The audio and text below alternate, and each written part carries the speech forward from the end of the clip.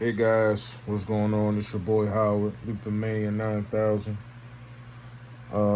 This morning I want to discuss some few things on this motor that I had to adjust. And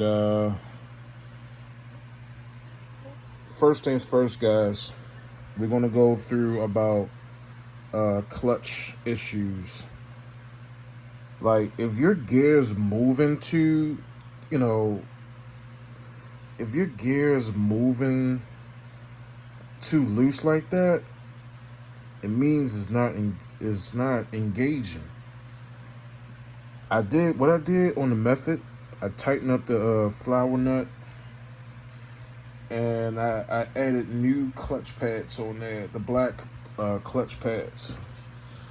I added on there. I scratched the clutch plate to get better grip, and I tightened up the flower nut. Still didn't do no justice. So what I did, right? I go right under here. This is where the shaft is. Where the shaft is. I went under there and I tightened up the clutch shaft. It's called a clutch shaft, y'all. If y'all need the access here, you gotta loosen this to get access to tighten up your clutch shaft. I did that, and now the gear is really hard for me to pull it. Now it's back to normal. I was having a little issue with that because I think the clutch shaft loosened itself, and it lost a better grip of of the clutch, which means I won't be able to start the bike up. If I installed it on there, then you know I watch YouTube about motorized bikes, and y'all giving me the tools and the inspiration on how to build these engines. So far, so good. I'm learning. I learned how to change the cylinder. I know how to change the piston. I know how to change the top head. I know how to change the spark plug now. And of course, this right here, I can change the bucking pin and the bearing. I know how to do all this. And now I know now the new thing I need. The new thing I learned now is this. Thanks to YouTube, I learned how to do it on my own. And now I know everything about this engine. These engines are very easy to be fixed. Now I already adjusted the camshaft, not the camshaft. I'm sorry, the clutch shaft. This has excellent compression and is engaged. That's what I need. That's very important. So I just want to discuss you guys about this. If your clutch is not engaging,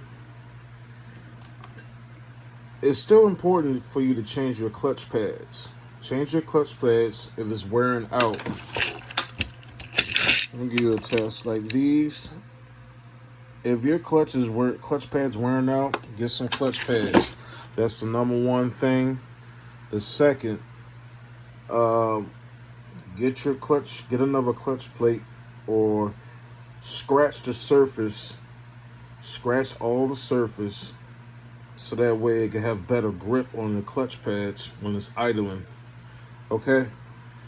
And if your engine not disengaging, also readjust your flower nut, and that way it'll get better.